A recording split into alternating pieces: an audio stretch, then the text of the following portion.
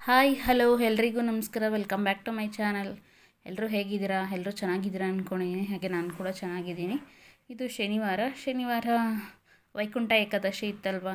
So ಹಾಗಾಗಿ ಹೋದ ವರ್ಷ ನಮ್ಮ ಏರಿಯಾದಲ್ಲಿರ್ತಕ್ಕಂಥ ಶ್ರೀನಿವಾಸ ಟೆಂಪಲ್ಗೆ ಹೋಗಿದ್ದೆ. ಬಟ್ ಈ ವರ್ಷ ಹೋಗೋದಕ್ಕಾಗಲಿಲ್ಲ. ಹಾಗಾಗಿ ಇಲ್ಲೇ ಆಫೀಸ್ ಹತ್ರ ಸಾಯಿಬಾಬಾ ಟೆಂಪಲ್ ಇದೆ.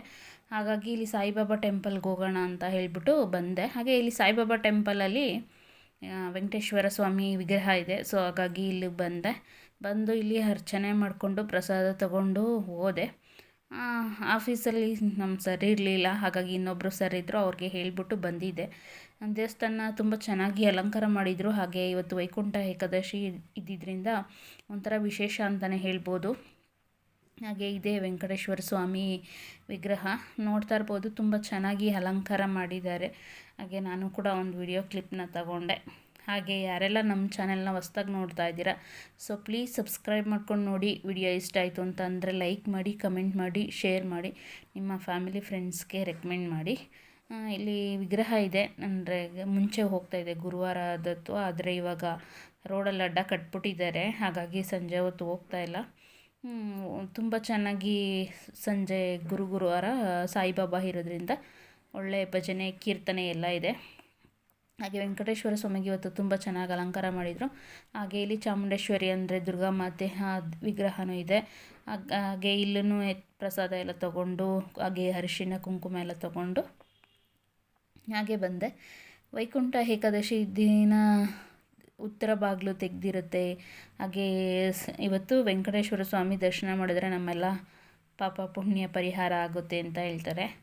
ಹೋದ ವರ್ಷ ನಾನು 4-5 ಗಂಟೆಗೆ ಎದ್ದು ಹೋಗಿದ್ದೆ ದೇವಸ್ಥಾನಕ್ಕೆ. ಬಟ್ ಈ ಸಲ ಏನಕ್ಕಪ್ಪ ಹೋಗಲಿಲ್ಲ ಅಂದರೆ, ಅದು ತಿಥಿ ಅಂತಂದರೆ ಏಕಾದಶಿ ಸ್ಟಾರ್ಟ್ ಆಗ್ತಿದ್ದಿದೆ ಬೆಳಗ್ಗೆ 7:59ರಿಂದ.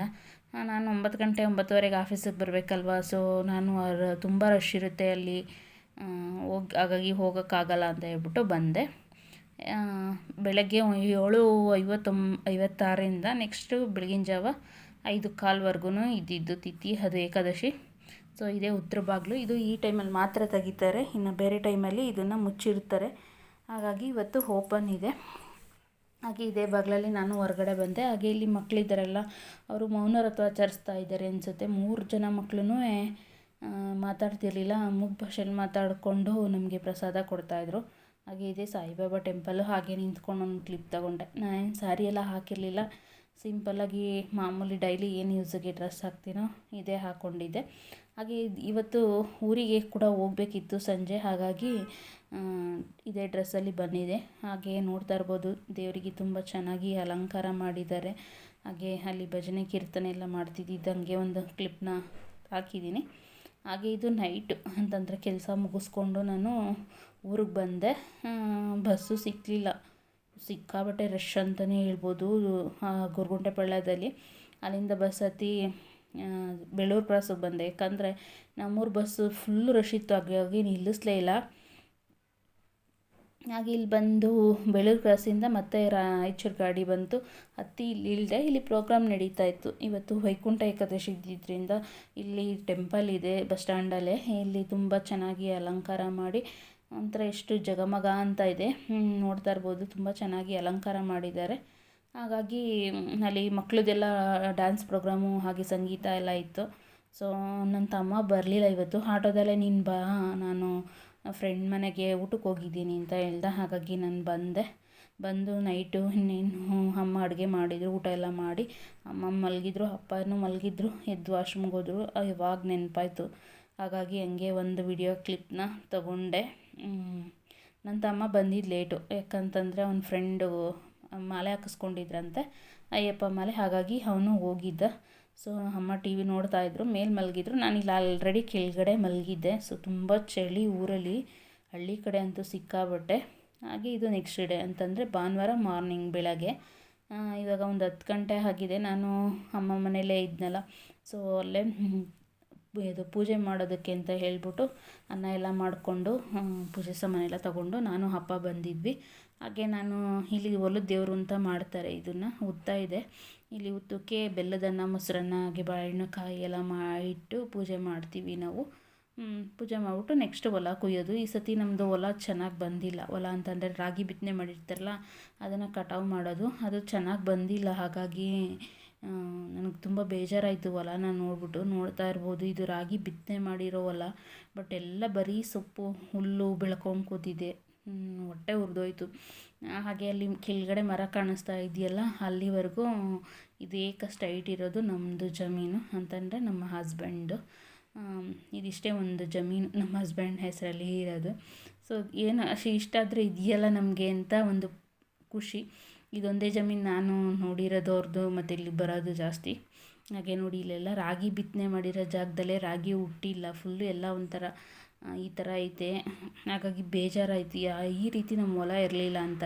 ಯಾಕಂದರೆ ನನ್ನಷ್ಟು ಉದ್ದನೇ ಬೆಳೆಯೋದು ಇದು ಹೊಲ. ಹಾಗೆ ಅಪ್ಪ ಅಲ್ಲಿ ಕೆಳಗಡೆ ಹುರುಳಿ ಕಳೆದು ಹಾಕಿದ್ದೀವಿ, ನೋಡ್ಕೊಂಬರ್ತೀನಿ ಬಂದಿದೆಯಾ ಹೇಗೆ ಕೀಳ್ಸೋದಕ್ಕೆ ಅಂತ ಹೇಳ್ಬಿಟ್ಟು ಅಪ್ಪ ಕೆಳಗಡೆ ಹೋದರು. ಹಾಗೆ ನಾನು ಹಾಗೆ ವಿಡಿಯೋ ಮಾಡ್ಕೊಂಡು ಬಂದೆ. ನೋಡಿ ಯಾವ ರೀತಿ ಆಗಿದೆ ರಾಗಿ ಬಿತ್ತನೆ. ಹಾಗೆ ರೈತರುಗಳು ಕೇಳೋರಿಲ್ಲ ಅಂತಾರಲ್ಲ, ಸೊ ಈಗ ಈ ಥರ ಮಳೆ ಹುಯ್ದಲ್ಲೇ ಹಾಗೆ ಈ ಥರ ಹುಲ್ಲು ಸೊಪ್ಪು ಬೆಳ್ಕೊಂಡ್ರೆ ರೈತರು ಏನು ಮಾಡ್ತಾರೆ ಅಲ್ವಾ. ಸೊ ನಮ್ಮಂಥರೇ ಹೊಟ್ಟೆ ಹುರ್ಕೊಂಡ್ರೆ ಇನ್ನಲ್ಲಿ ಕಷ್ಟಪಟ್ಟು ಕೆಲಸ ಮಾಡಿ ಅಷ್ಟೊಂದು ದುಡ್ಡನ್ನ ಅದಕ್ಕೆ ಸುರಿದು ಅದರಿಂದ ಏನು ಬೆಳೆ ಬರಲಿಲ್ಲ ಅಂತಂದರೆ ಏನು ಕತೆ ಆಗಬೇಕು. ನನಗೂ ನೋಡಿ ತುಂಬ ಬೇಜಾರಾಯಿತು. ಸೊ ದೇವ್ರದ್ದೆಲ್ಲ ಪೂಜೆ ಮಾಡಿ ದೇವ್ರಿಗೆಲ್ಲ ನಮಸ್ಕಾರ ಮಾಡಿಕೊಂಡು ನಾನು ಬರ್ತಾಯಿದ್ದೆ. ಅಪ್ಪ ಆಮೇಲೆ ಬಂದರು. ಸೊ ಇದೆ ನಮ್ಮ ಊರಿನ ಜಮೀನುಗಳು. ಹಾಗೆ ಇಲ್ಲಿ ನಮ್ಮ ಪಕ್ಕದ ಜಮೀನು ಅಂತಂದರೆ ನಮ್ಮ ಹಸ್ಬೆಂಡ್ ಅವರ ಅಣ್ಣನ ಜಮೀನು. ಇದನ್ನು ನಮ್ಮೂರವರೇ ಮಾಡಿದ್ದಾರೆ. ಅವರು ಅಷ್ಟೇ ಹೊಲ ಕುಯ್ಸಿದ್ರಲ್ಲ, ಅದು ಹುಲ್ಲೆಲ್ಲ ಆಗಿದ್ದು ಕಟ್ತಾಯಿದ್ರು. ಹಂಗಾಗಿ ಹಾಗೆ ಒಂದು ಕ್ಲಿಪ್ನ ತೊಗೊಂಡೆ. ಅಂದರೆ ನಾನು ನಡ್ಕೊಂಡೇ ಬರ್ತಿದ್ನಲ್ಲ, ಹಂಗಾಗಿ ಕ್ಲಿಪ್ ತೊಗೊಂಡೆ. ಹಾಗೆ ಇಲ್ಲಿ ನಮ್ಮೂರವರು ಕುರಿ ಕಾಯ್ತಾಯಿದ್ರು. ನಾವು ಕೂಡ ಈ ರೀತಿ ಹಾಡು ಕುರಿ ಹೊಡ್ಕೊಂಡು ಹೋಗಿ ಕಾಯುವು ಅದೆಲ್ಲ ನೆನಪಾಯಿತು ನನಗೆ. ಹಾಗೆ ಇಲ್ಲಿ ಬಿಲ್ಲರೈನ್ ಕಲ್ಲು ಅಂತ ಹೇಳ್ಬಿಟ್ಟು ಒಂದು ಆಂಜನೇಯಂದು ಕಲ್ಲಿದೆ ಇಲ್ಲಿ ನಮ್ಮ ಊರ ಹತ್ರ, ಅರೆಕಲ್ಲು ಅಂತಾರೆ. ಅಲ್ಲಿ ಅರೆಕಲ್ಲು ಥರ ಅದು ಕಲ್ಲಿದೆ. ಅಲ್ಲಿ ವಿಶೇಷವಾದ ದಿನಗಳಲ್ಲಿ ಆಂಜನೇಯಂಗೆ ಅಂತ ಹೇಳ್ಬಿಟ್ಟು ಪೂಜೆ ಮಾಡ್ತಾರೆ. ನಮ್ಮ ಊರಲ್ಲಿ ಆಂಜನೇಯನ ದೇವಸ್ಥಾನ ಇದೆ, ಬಟ್ ಇಲ್ಲೂ ದೇವರು ನೆಲೆಸಿದ್ದಾನೆ ಅಂತ ಒಂದು ಪ್ರತೀತಿ. ಹಾಗೆ ಇಲ್ಲೆಲ್ಲ ಒಂದು ಕಲ್ಬಂಡೆ ಇತ್ತು.